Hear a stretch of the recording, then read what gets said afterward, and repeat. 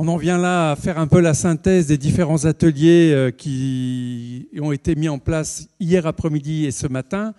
Et Frédéric Mattei, que j'accueille, donc je vais te passer le micro, qui est un professionnel de l'action sociale depuis plus d'une vingtaine d'années comme consultant, qui accompagne de nombreuses associations et établissements, a à charge, c'est un exercice difficile d'ailleurs, de nous faire un peu une synthèse de ce qu'il a pu entendre et voir dans les différents ateliers. Donc Frédéric, je te passe le micro. Merci Patrick. Et bon anniversaire de haut. Alors, je vais juste brancher, si vous voulez bien, parce qu'on a juste une connexion.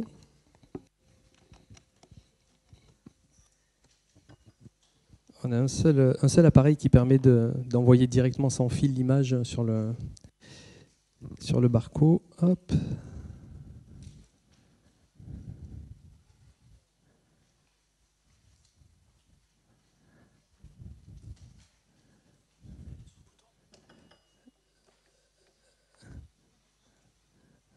Viens voir si tu veux, parce que là, pour l'instant, il n'y a rien qui apparaît. Est-ce que c'est là? Est-ce que c'est là? Alors, c'est pas grave. En attendant, ben voilà, magnifique. Pendant qu'il connecte, il ne faut pas faire un double clic dessus? D'accord.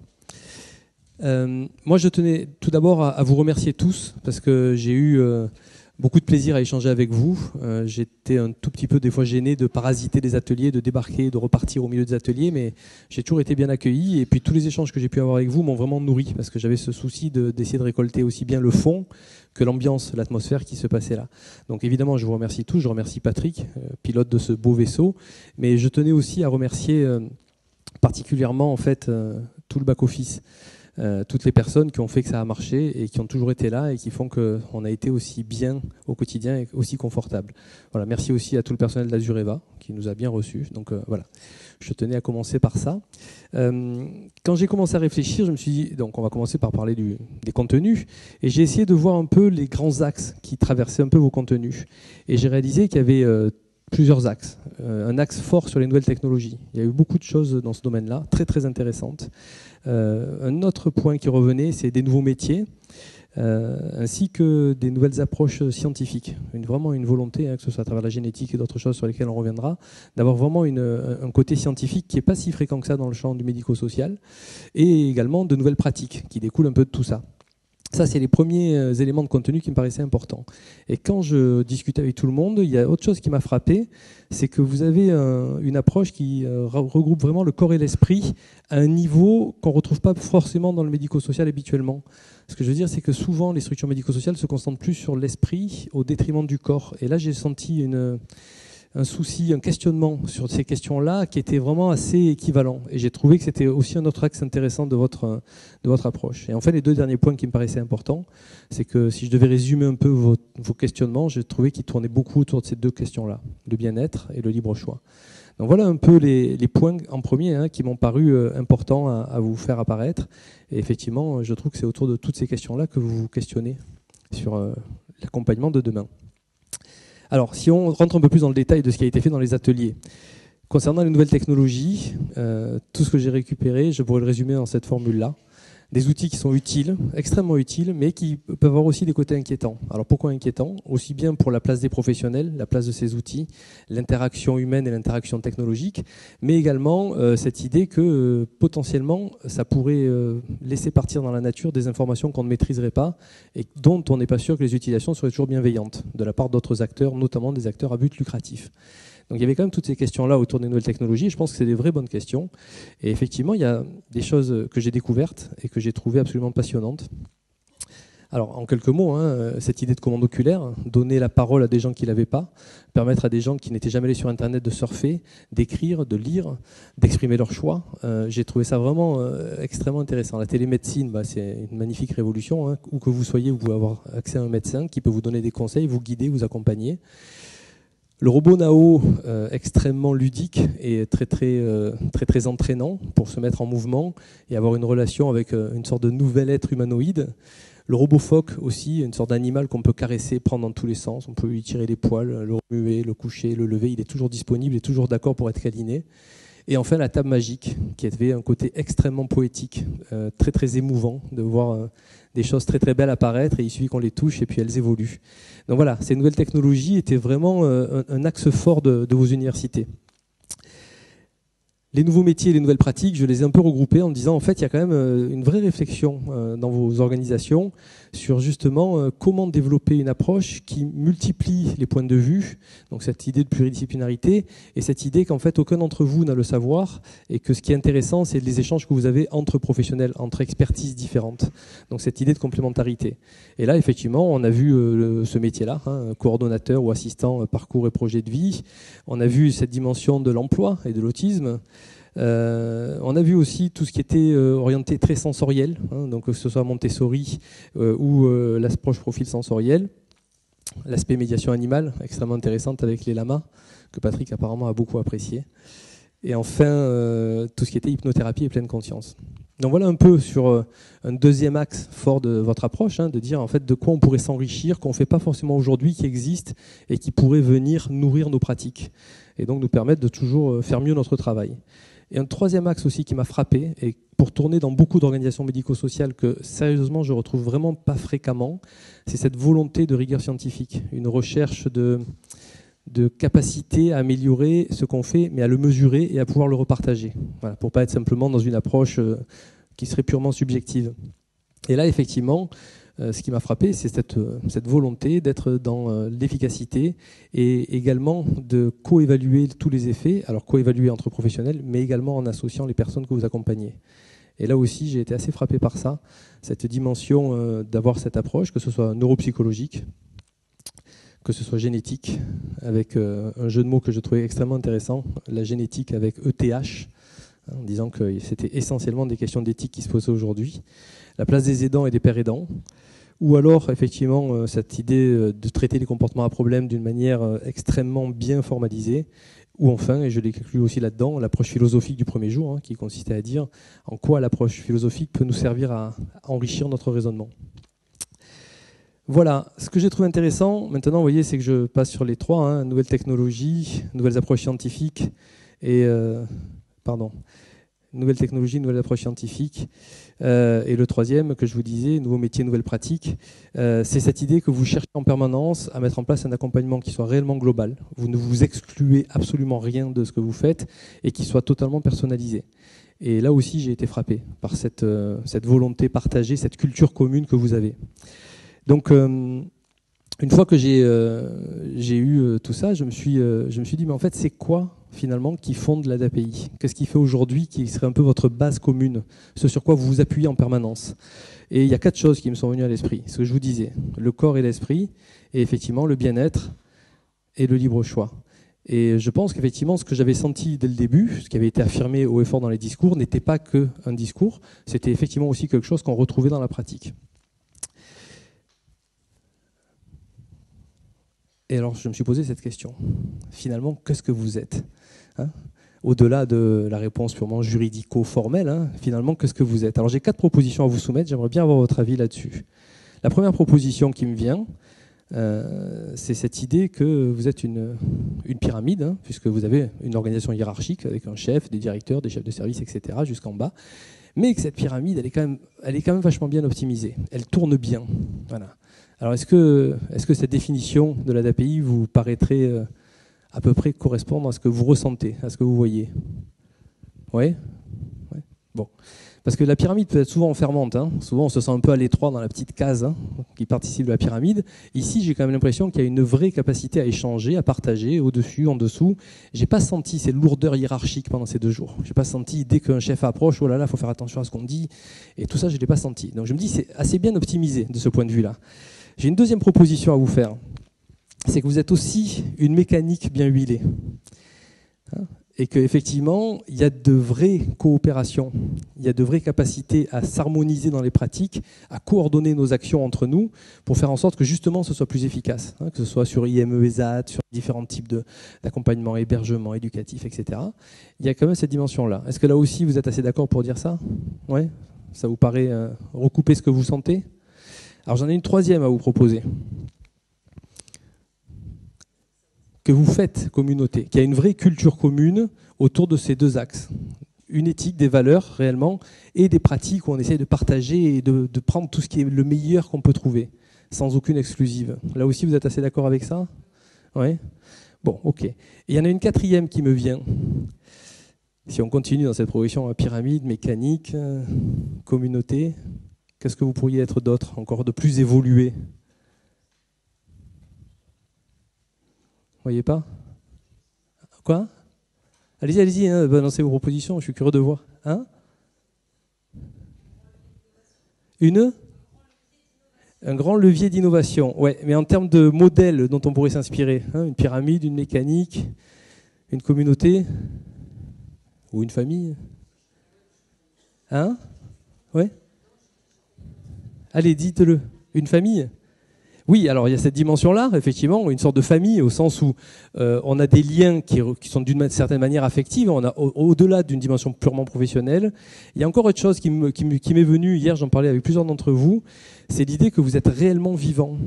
C'est-à-dire que j'ai vécu, moi, des choses qui relevaient de quelque chose qui n'était pas prévu, et on ne savait pas ce qui allait se passer, mais ce qui s'est passé nous a enrichi, nous a fait grandir. Et donc il y avait cette idée que vous êtes aussi, finalement, peut-être un organisme vivant qui est en pleine évolution. Alors si on regarde les chiffres, c'est clair que vous évoluez. Si on regarde les projets, c'est clair que vous évoluez. Et je me suis dit, tiens, cette idée, ça vaut le coup d'être creusée.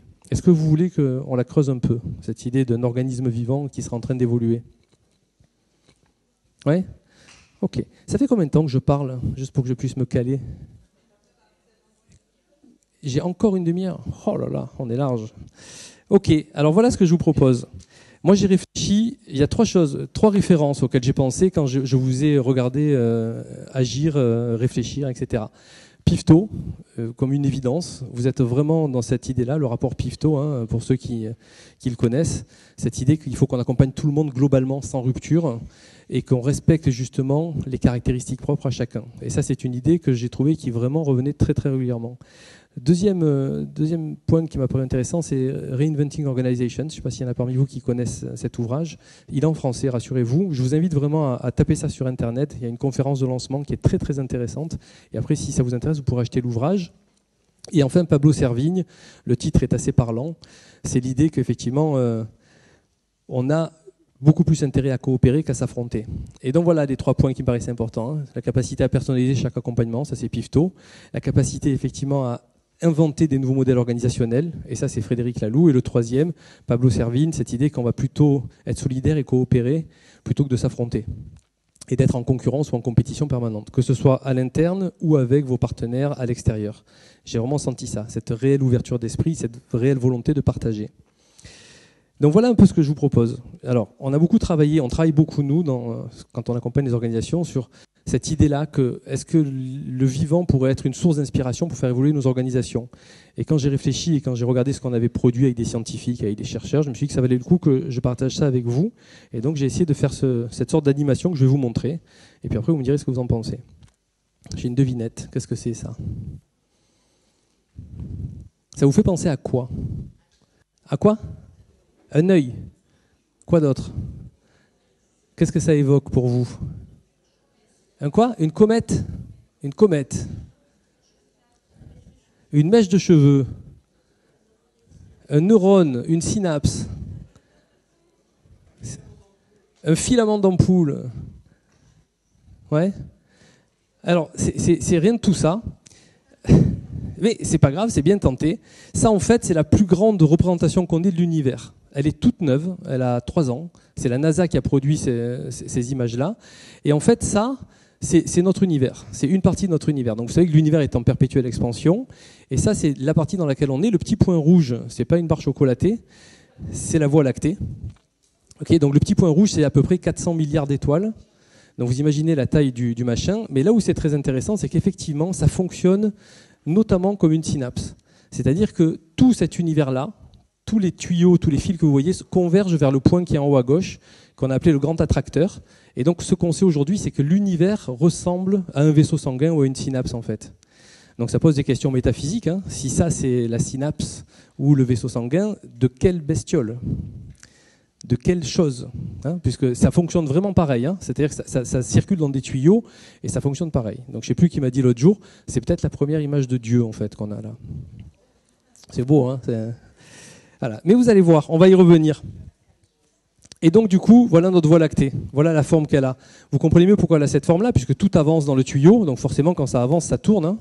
Voilà. Et effectivement, ça donne notre Voie lactée. Ça, c'est l'amas d'étoiles dans lequel on est, hein, Proxima du Centaure. Et ça, c'est notre système solaire. Et donc, ça fait pas longtemps qu'on sait qu'il fonctionne comme ça, le Soleil au milieu et les planètes qui tournent autour. Et là aussi, vous allez voir, on va y revenir, parce que j'ai trouvé que c'était intéressant le parallèle avec ce que vous faites, vous. Et puis, notre belle planète, si fragile, et qu'il faut qu'on soigne un peu plus en ce moment. Et ce qui est très intéressant, c'est que puisque maintenant on sait que l'Aniakea existe et que tout avance vers ce grand ensemble, en fait la représentation du système solaire que je vous ai montré, elle n'est pas la représentation réelle. La représentation du système solaire, ça aussi c'est des images de la NASA, en fait le système solaire c'est ça. C'est-à-dire que c'est un soleil qui avance dans une direction qu'il a choisie et tout autour, les planètes tournent. Peut-être qu'on pourrait baisser la lumière, on verrait mieux, parce que là, ça gâche vachement les images, c'est dommage. Voilà. Et ça, j'ai trouvé que c'était une belle image, à la fois de la DAPI, où on a effectivement une association qui avance et qui est composée de plein d'éléments, et que tous ces éléments tournent ensemble de manière assez harmonieuse, comme vous le faites depuis 2 jours, hein, vous tournez ensemble depuis 2 jours. Et c'est aussi une belle image de l'accompagnement que vous essayez de mettre en place. Respecter le choix des personnes et se mettre autour et les accompagner de manière harmonieuse, en étant à la bonne distance. Ça, c'est de l'ADN humain, vous voyez ? Donc on a toujours cette idée que une organisation qui fonctionne, c'est une organisation qui est harmonieuse, qui est reliée de manière efficace, et la question sur les liens est permanente, et que quand on fait ça, on arrive effectivement à avancer vite et bien où qu'on veut y aller, dans la direction qu'on veut. Et puisque vous demandez quel est l'accompagnement de demain, je trouve que depuis 2 jours, en fait, vous faites assez bien ça. Vous tournez bien ensemble pour vous dire finalement vers où on va et comment on y va. Et comment on y va, en réfléchissant ensemble, et ça vous le faites bien. Et vers où on va peut-être essayer de poursuivre cette réflexion. Et vous voyez que ça marche à toutes les échelles. Ça, c'est un atome d'hydrogène. Donc à toutes les échelles, on a la même chose. Un cœur, le sens de notre action, et des éléments qui tournent autour de manière assez harmonieuse finalement. Et ça, c'est un bon modèle du vivant. Et vous voyez qu'on peut faire des rapprochements, hein, et que c'est vraiment la même chose. L'Aniakea, et ça c'est une image de synapse que des neurologues nous ont passée, ou alors effectivement la Voie lactée, ou alors une ammonite. Et qu'on a toujours cette idée-là que finalement, l'organisation idéale, c'est une organisation vivante. Et que si on s'inspire des modèles du vivant, on peut développer ça. Et je pense que c'est ce que vous faites assez intuitivement. Vous vous inspirez des modèles du vivant, vous êtes vivant, et vous développez du vivant. Là, je pense que depuis 2 jours, vous avez grandi concrètement. En vous nourrissant mutuellement, vous avez fait grandir votre écosystème. Voilà, alors je me suis dit, tiens, et si on mettait ça en image pour la DAPI, ça pourrait donner quelque chose comme ça. Vous avez un ADN, alors ça c'est, on va dire, le temps, hein, en horizontal, et que toute la zone des projets, vous la travaillez, et vous vous promenez. Vous êtes en train sans arrêt de partager, d'échanger, de réfléchir, d'explorer les risques, mais surtout de vous concentrer sur les projets, et que comme un ADN, ou comme une grande vague un peu naturelle, une grande oscillation, vous avancez comme ça, conscient de vos limites, des éventuelles difficultés, mais en même temps toujours prêt à aller vers l'avant, toujours prêt à grandir et à vous projeter. Et j'ai trouvé que c'était une idée intéressante. Et effectivement, j'ai trouvé intéressant de revenir sur ces 4 points-là, parce que j'ai l'impression vraiment que ça constitue la fondation de ce que vous faites. Le corps et l'esprit, et vous traitez aussi bien les deux. On le retrouve dans la distinction médico-sociale. Hein. Le médico, c'est souvent l'approche effectivement de soigner le corps et également l'esprit. Et le social, c'est effectivement le fait de permettre à l'esprit de se développer, mais effectivement à travers notamment les stimulations sensorielles, l'utilisation du corps, etc. Et effectivement, j'ai été vraiment frappé par ça, bien-être et libre choix. C'est un peu ce que vous faites tous les jours, c'est ce qui a été réfléchi dans chaque atelier. Donc je me suis dit que voilà, ça pouvait être une présentation en images assez intéressante de ce que vous faites. Et je me suis dit qu'effectivement, on pourrait appeler ça votre ADN. En disant, finalement, voilà, c'est un peu comme ça qu'on pourrait le représenter. Et si on va jusqu'au bout de la logique, on pourrait reprendre les premières images que je vous ai montrées et les remettre là-dedans et les faire tourner à chaque fois sur le corps, les nouvelles technologies, sur l'esprit, les nouvelles technologies, etc. Et donc créer ces liens, et c'est ce que vous faites en permanence. Et j'ai vraiment été assez épaté par cette capacité à vivre ensemble et à vous enrichir en permanence de ces échanges-là pendant 2 jours. Voilà ce que je voulais vous dire. Alors vous voyez, je vais finir beaucoup plus tôt que prévu, mais après on va pouvoir échanger si vous voulez. Je me suis dit que voilà, il y a cette citation qui m'est venue aussi, c'est que vous ne vous interdisez pas de rêver. C'est-à-dire qu'effectivement, votre idée, c'est de dire demain finalement ça pourrait être quoi? Et à aucun moment j'ai entendu le chef ou quiconque vous poser des limites pour commencer. Honnêtement, je m'attendais à ça. Je m'attendais à un rappel du cadre légal, de nos obligations, en disant il faut cadrer, hein. C'est logique de cadrer les choses. Et vous n'avez pas pris ces parties-là. Vous avez commencé par dire ok, rêvons, voyons tout ce qu'on pourrait faire. Et quand on aura vu tout ce qu'on peut faire, à ce moment-là, on verra concrètement comment on peut le décliner. Alors on l'a bien vu, hein, puisque l'année dernière vous avez rêvé aussi. Et puis après, vous nous avez raconté tout ce que vous avez fait depuis, concrètement. Alors peut-être pas tout ce qu'on aurait pu rêver de faire, mais en tout cas, on a fait des choses et on a avancé. Et donc je me suis dit que ça, c'était une bonne manière de poursuivre vos objectifs. Donc moi, je suis très heureux d'avoir pu rêver avec vous pendant 2 jours. Et j'espère que vous allez continuer. En tout cas, j'ai pris beaucoup de plaisir et je vous remercie.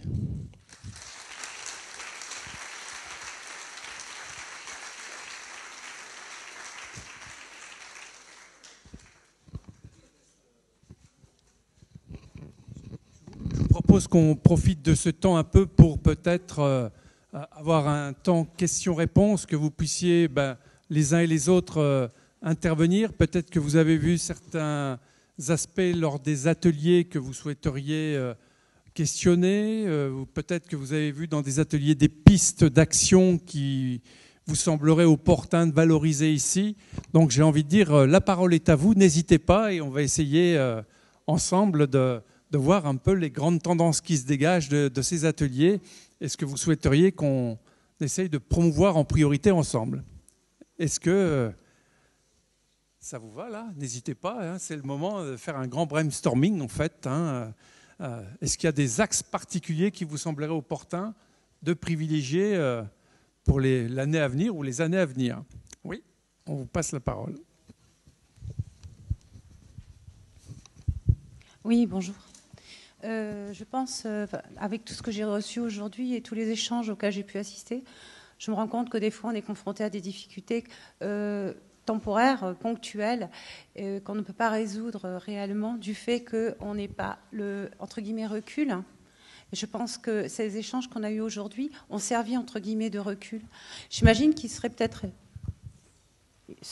une idée d'élaborer une espèce de plateforme où on puisse échanger. Par exemple, moi, je traduis depuis l'espagnol des contes.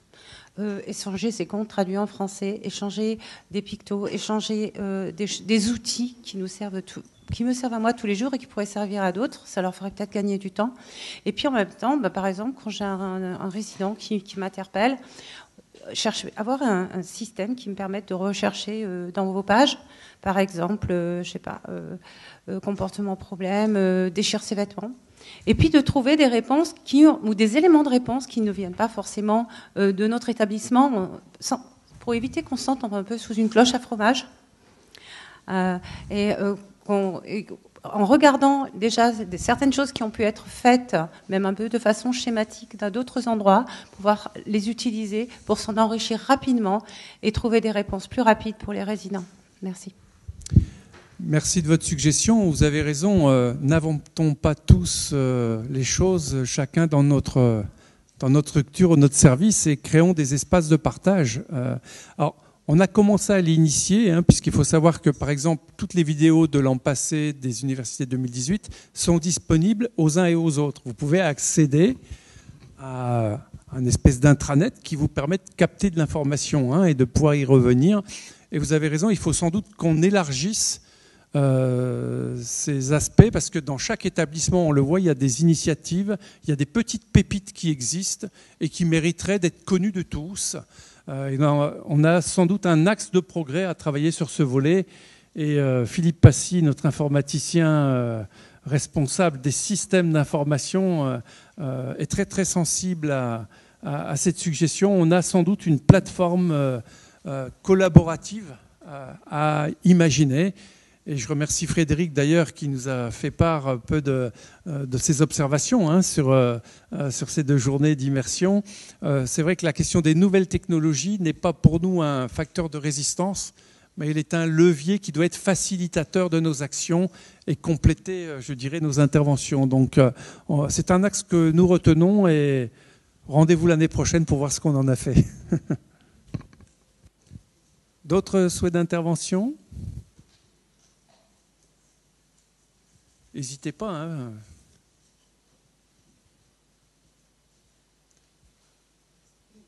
Pascal, je vous en prie.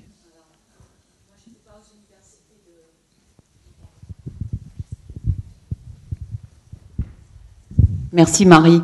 Moi, je n'étais pas aux universités l'année dernière, mais je suis bluffée, voilà, je le dis comme ça, par les universités de cette année.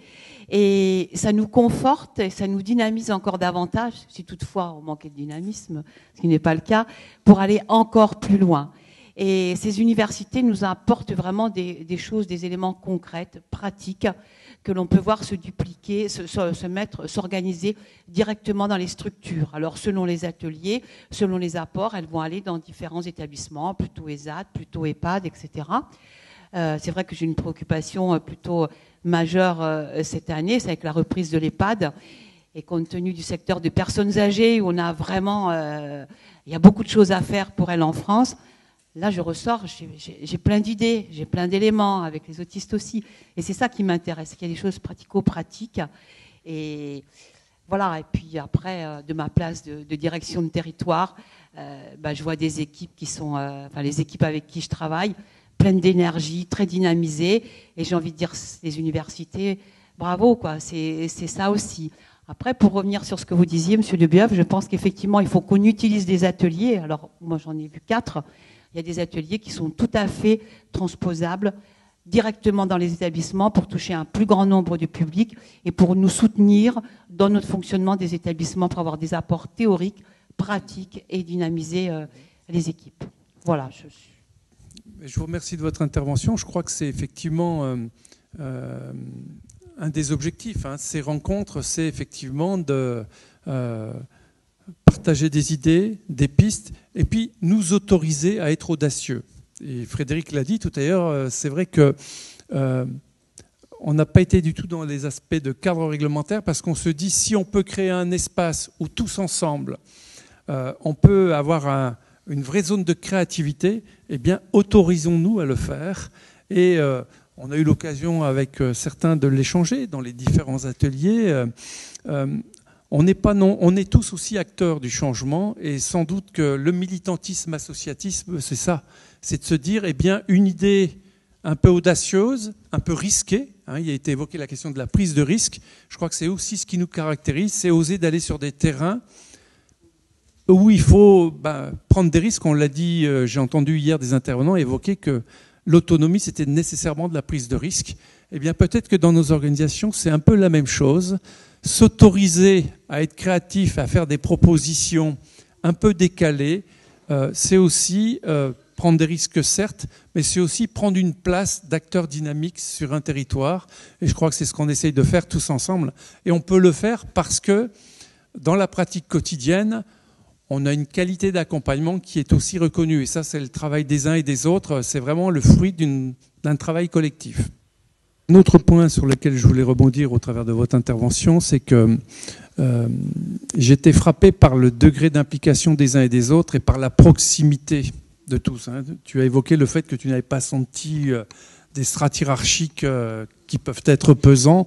Moi, j'ai apprécié cette simplicité des échanges entre nous et j'ai aussi apprécié le fait que, vous savez, quand on prend des risques, ça veut dire que de fait, on s'accorde aussi le droit à l'erreur.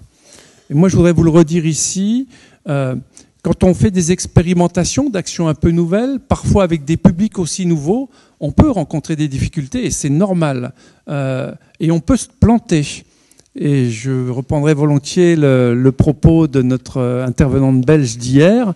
Quand on se plante, on pousse beaucoup mieux en fait. Hein. Donc, soyons là aussi assez à l'aise pour s'autoriser à aller sur des zones un peu limites, parce que c'est là que se passe l'innovation de toute manière.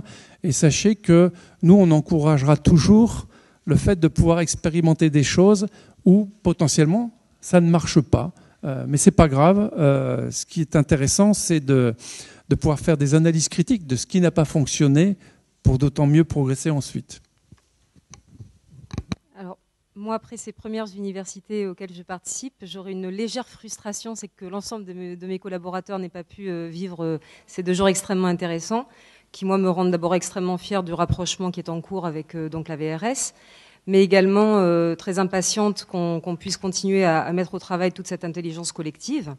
J'ai vraiment beaucoup apprécié dans les ateliers auxquels j'ai pu participer, donc que ce soit sur le métier de job coach, sur celui d'assistant au parcours de vie, sur la pérédance ou sur les comportements problèmes, toutes les translations justement qui étaient possibles donc avec nous, la protection de l'enfance. Et ça nous a également, alors nous n'étions que 3 ambassadeurs de la VRS, mais ça nous a donné également beaucoup d'idées, beaucoup de dynamisme pour transmettre aussi à ceux qui n'étaient pas là.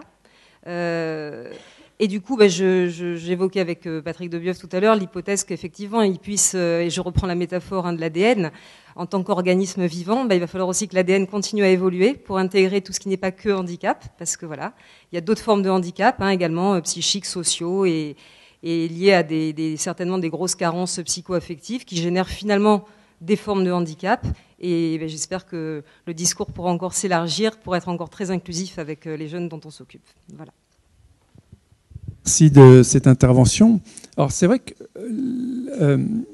y a une dominante sur ces universités qui a été effectivement davantage sur les personnes vivant avec un handicap. Et tu as raison de pointer, Sandra, que le handicap peut être de différentes natures.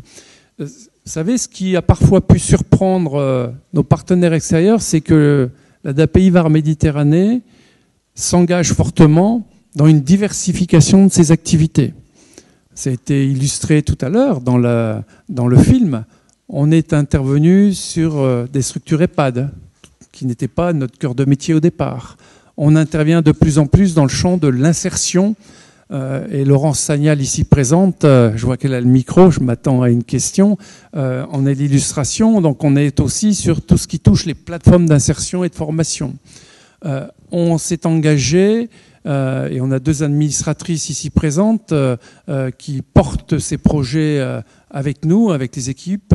On s'est engagé pour intervenir auprès de publics mineurs non accompagnés. Donc, vous voyez, on rentre de plus en plus aussi dans les volets sociaux. Et puis, le rapprochement avec la VRS, c'est pas le fruit du hasard. C'est le fruit de réflexions croisées sur une dominante clé, c'est comment, ensemble, on va mieux se compléter pour être inventif et proposer des réponses à des publics qui relèvent des maisons d'enfants à caractère social aussi, mais qui aussi relèvent du secteur médico-social. Et qu'est-ce qu'on constate au fil du temps? C'est que globalement, les process d'intervention sont très très proches et que quand on se complète dans nos différences, on amplifie nos capacités d'action et nos façons de répondre aux attentes et aux besoins des publics, avec du coup d'autant plus de créativité. Et on s'aperçoit qu'en fait, très très vite, l'intégration des uns et des autres, elle se fait aisément. Et je me disais quand même, quand on veut, nous, l'inclusion de nos publics dans la société, il faut que nous-mêmes, on soit les portes grandes ouvertes et qu'on ait une capacité d'accueillir aussi des profils différents. Et donc, je trouve qu'on est une belle illustration que le changement sociétal, il est possible si tant est qu'ensemble, on soit volontariste pour le mener.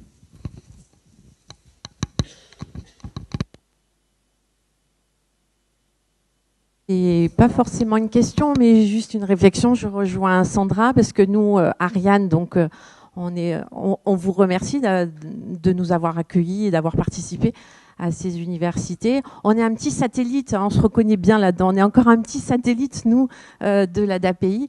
Plus on vous fréquente et plus on apprécie la qualité des professionnels qu'on rencontre tous les jours. Et puis, plus ça va, plus on voit les complémentarités qu'on peut avoir et les problématiques qu'on vit, nous, sur les publics qu'on accueille et qu'on accompagne, sur de l'accompagnement global de publics fragiles. Et ils ne sont pas reconnus tous comme handicapés, mais on a des problématiques communes. Et puis, peu à peu, se dessine aussi ce que nous, on va pouvoir vous apporter dans les années assez rapidement, là, dans les années qui viennent, sur la formation. J'ai assisté à des ateliers sur la pérédance, sur l'emploi en milieu ordinaire des personnes autistes, etc.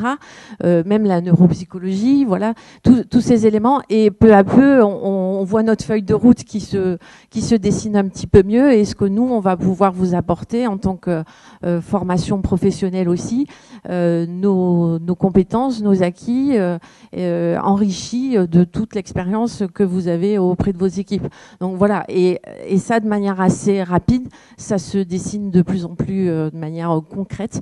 Donc voilà, et à la fois c'est une grande acculturation de tout ce milieu-là que ces temps nous permettent d'avoir auprès de vous. Donc on vous en remercie, et on souhaite surtout mettre dès 2020 être dans le petit film sur les réalisations que nous aurons menées sur des idées là qui émergent sur la formation, voilà, directement, quoi. On espère être l'année prochaine. Merci Laurence. En fait, pour ceux qui n'auraient pas forcément une lisibilité étendue du rôle d'Ariane, Ariane Méditerranée, donc c'est la fusion de 3 associations qui étaient spécialisées dans le champ de l'insertion et de la formation des publics en fragilité, type RSA, mais aussi salariés reconnus, travailleurs handicapés, ne relevant pas des AT, intervenant aussi sur des publics travailleurs des AT. Et l'idée qu'on a eue ensemble, c'était de créer une vraie plateforme d'ingénierie, en quelque sorte, qui permette de répondre en partie à la première question qui nous a été posée, c'est comment, ensemble, on peut modéliser des pratiques un peu innovantes et comment on peut les essaimer. Et il nous semble qu'au travers de certaines actions de formation sur certaines poches d'activité, eh bien, on peut modéliser des choses et transmettre des connaissances. Et donc, c'est ce qu'on attend, évidemment, d'Ariane Méditerranée. Et puis, on attend aussi la question de la mixité des publics. Donc, certains d'entre vous, d'ailleurs, sont parfois formateurs occasionnels pour Ariane. Et on se félicite que dès 2020, on pourra avoir des réalisations spécifiques. Merci. Des questions SMS. 2 journées riches qui nous ont donné des pistes de travail, mais comment mettre en œuvre certains ateliers, voilà, en termes de moyens financiers, de formation, d'achat de matériel, de mutualisation, qu'est-ce qui peut être mis en place? Et peut-être une deuxième réflexion qui va dans le même sens. Dans notre dynamique de croissance, pourrions-nous envisager la formation des futurs professionnels de demain, création d'écoles ou intervention dans les parcours de formation? Oui, merci de ces questions. Alors, sur la question des moyens, peut-être vous apporter quelques éclairages.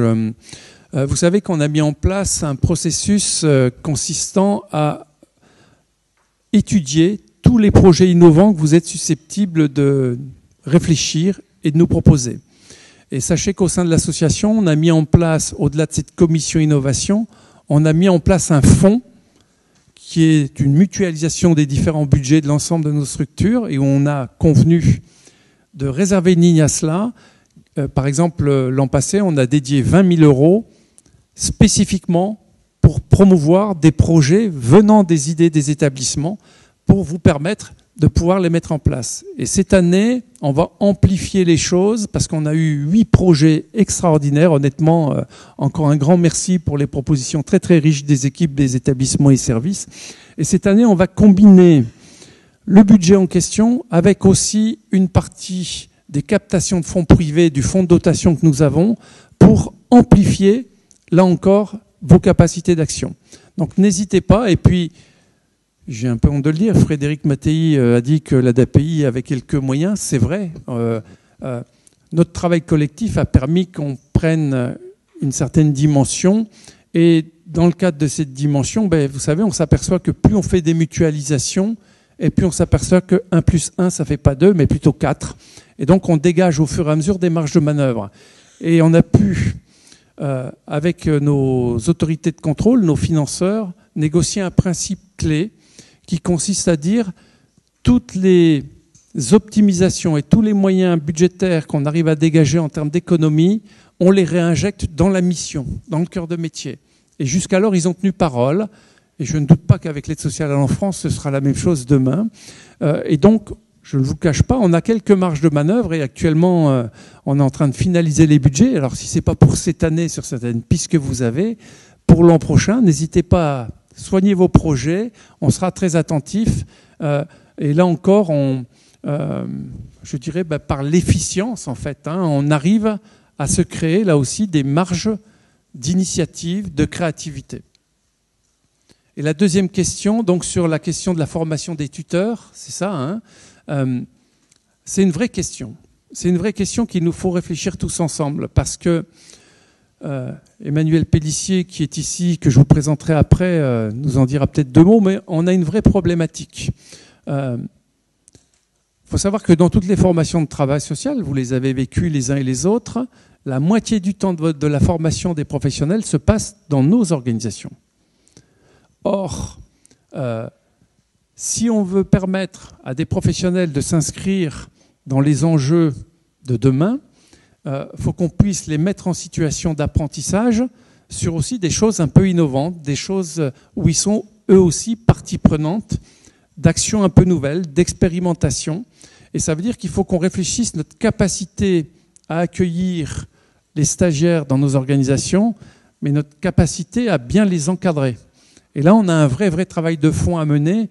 Je sais que le service RH, avec les directeurs, est très affairé sur la question, mais ça veut dire que vous-même, vous pouvez devenir tuteur, maître d'apprentissage, mais ça ne s'improvise pas. C'est une formation, et transmettre un savoir, ce n'est pas non plus donné à tout le monde, donc il faut s'y préparer. Et donc nous, on est très intéressés de creuser ces sujets-là, mais on ne peut pas le faire que nous seuls, il faut qu'on le fasse en interaction, et on ne pourra pas le faire ici à 150 personnes, bien évidemment, mais on a sans doute là des choses à réfléchir ensemble, en effet. Et puis, vous savez, la question de l'apprentissage, c'est aussi en allant voir ce qui se fait ailleurs. Est-ce que vous savez, par exemple, qu'on a un accord d'entreprise de gestion prévisionnelle des emplois et des compétences qui prévoit que vous pouvez tout à fait demander avoir une mobilité de quelques jours ou d'une semaine ou 2 semaines dans tel autre service, tel autre établissement, moyennant un système d'échange avec un autre collaborateur. Est-ce que vous le saviez ? Eh bien voilà.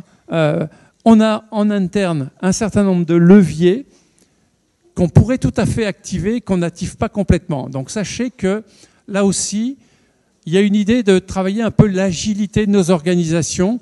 Et donc n'hésitez pas à utiliser les dispositifs qu'on expérimente, mais qui existent et qui ne gagnent qu'à vivre. Voilà. Encore une autre question, et ce sera la dernière, parce que on m'indique que le temps passe très vite. Vous avez parlé, Monsieur Mattei, de bien-être. Et moi, je voulais parler de bien-être au travail, parce que je travaille dans un ESAT. Les ESAT dans l'ADAPI du Var, c'est à peu près 450 travailleurs. Oui, c'est ça. Voilà.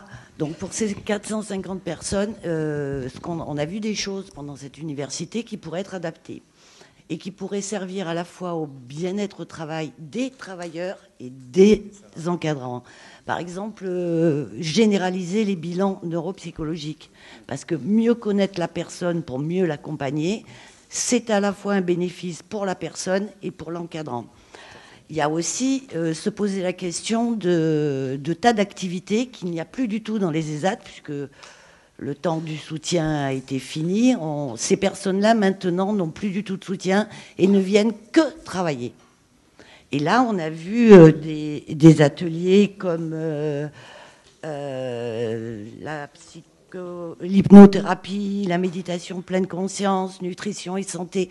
Est-ce qu'on pourrait remettre dans les ESAT toutes sortes d'activités comme ça pour leur permettre à eux aussi, parce que ça, on n'en parle jamais de leur bien-être au travail. Si les personnes, finalement, ayant un handicap plus important, vont dans des foyers de vie, ont des activités, eux n'ont rien. Alors, à part le travail. Et bon, ok, c'est une insertion par le travail qu'on préconise. Et c'est vrai que le travail apporte beaucoup, mais le bien-être au travail me paraît tout aussi important. Alors, vous avez tout à fait raison de souligner que le bien-être au travail pour les travailleurs, c'est essentiel.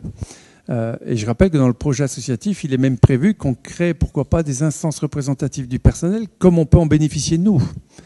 Qu'est-ce qui fait que, parce que des travailleurs seraient handicapés, ils ne pourraient pas avoir des instances type CHSCT ou CSE, pour nous mettre un peu à l'actualité. Donc, comment on crée ces espaces-là? Et aujourd'hui, c'est un des axes du projet associatif qui n'est pas encore décliné et qu'il nous faut réfléchir ensemble parce qu'il est très engageant aussi pour les professionnels. Hein. Mais il est passionnant. Et il faut qu'on puisse le faire. Donc là-dessus, on a sans doute des actions à mener. Après, votre suggestion, elle amène un autre questionnement. Effectivement, ils sont qu'au travail en tant que travailleurs. Et ils sont indemnisés pour être au travail. On ne peut pas vouloir leur inclusion professionnelle en milieu ordinaire et leur créer tout un tas d'autres activités qui seraient plus des activités extra-professionnelles qui, vraisemblablement, peuvent se mener ailleurs que durant le temps de travail. Et là, ça renvoie à une autre question. Est-ce que ces activités que vous suggérez, qui sont tout à fait pertinentes, ne peuvent pas se développer de concertation avec les structures d'hébergement dans lesquelles ils sont ou dans des espaces distincts sur les temps hors temps de travail? Et là, c'est toute la question des plateformes de services qu'on souhaite initier sur les territoires. Hein. Mais les directeurs pourront prendre le micro et compléter mon propos, hein, parce que je suis forcément très synthétique. Mais là, il faut qu'on renforce en effet les synergies entre les différents services, établissements, SAVS, ESAT et hébergement. Et on a sans doute là des axes de progrès indéniablement. Mais est-ce qu'il y a un directeur d'ESAT là qui veut intervenir?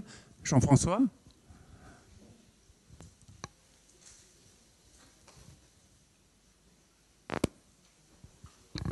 Oui, je n'ai pas prévu de prendre la parole parce que ça risque d'être long, hein, mais pour faire vite, on avait parlé de citoyenneté l'année dernière et en particulier de l'insertion dans la cité, etc. etc. Que dit l'histoire de nos institutions médico-sociales? C'est que d'une manière générale, il y a eu un arbitrage, les départements, l'hébergement, la vie sociale, on pourrait parler d'habitat aujourd'hui, l'État, le travail, on a failli partir en région avec la formation, mais s'il y a un parent pauvre dans l'exercice du droit à la citoyenneté, c'est bien l'accès à la culture et au loisir. Donc on a pu, de façon un peu innovante, de façon temporaire, on le regrette, créer ce qu'on appelait communément des clubs de vie sociale, qui étaient largement destinés, rappelons-le, à des externes en ESAT qui ne pouvaient accéder au plateau de service d'un foyer d'hébergement. Aujourd'hui, quand on regarde longitudinalement en France, 120 000 travailleurs en ESAT, à peu près 20 000 en entreprise adaptée, comment se réalise effectivement l'exercice d'un droit à la culture, aux loisirs et autres? Parce qu'au fond, on parlait hier de béquilles, c'est l'aide humaine. Comment je vais au Zénith voir Johnny Hallyday, il n'est plus là, tant pis. Comment je vais au théâtre à Nice, comment j'organise. Et là, on avait pu, je me souviens d'un atelier l'année dernière où il y avait des administrateurs, on avait pu parler de cette nécessité de créer dans la proximité des établissements des passerelles avec des collectivités locales, du tissu associatif remaillé. Mais on est dans une exclusivité assez verticale d'institutions qui le pratiquent aujourd'hui, mais devraient le dynamiser en responsabilisant aussi les politiques locaux, les collectivités, tous ensemble, de manière à trouver des moyens, une réponse adaptée. Comment une association comme l'ADAPI du Var, au titre de ses budgets, de ses ressources, pourrait contribuer à amplifier l'accès aux loisirs, à la culture, dans un environnement qui se dynamise. Hein. Il n'y avait pas de théâtre à Fréjus, il y en a un. On peut ajouter le sport, mais quand on regarde depuis la loi de 75, c'est quand même un champ, j'ose le dire, une patate chaude pour les politiques, et où personne ne s'est véritablement engagé en affectant cette compétence à un quelconque pilote, en quelque sorte. Donc ça relève d'une initiative locale, c'est peut-être un chemin à ouvrir auprès des associations, et il y a nécessairement quelque chose à 1 minute, on me dit. Ça suffira pas. Non, mais à réactiver avec des partenariats, une intelligence collective, des moyens dédiés, de manière à ce qu'on puisse rendre effectif ce droit à la culture et au loisir, qui est valable pour d'autres publics aussi. Voilà. Bon, merci. On nous indique qu'on est sur un timing qui fait qu'il nous faut maintenant arrêter ces échanges. Il y a un petit temps de pause de... Allez, je vais dire 5 minutes, mais qui vont être 10 parce qu'il y a l'effet groupe. Je vous demande de respecter le timing parce qu'on n'a pas fini, parce que tout ce qu'on a pu partager ensemble, on le voit, a des impacts aussi sur sa manière d'exercer, sur la manière d'organiser nos prestations. Et donc ce sera la deuxième partie de l'après-midi. Merci.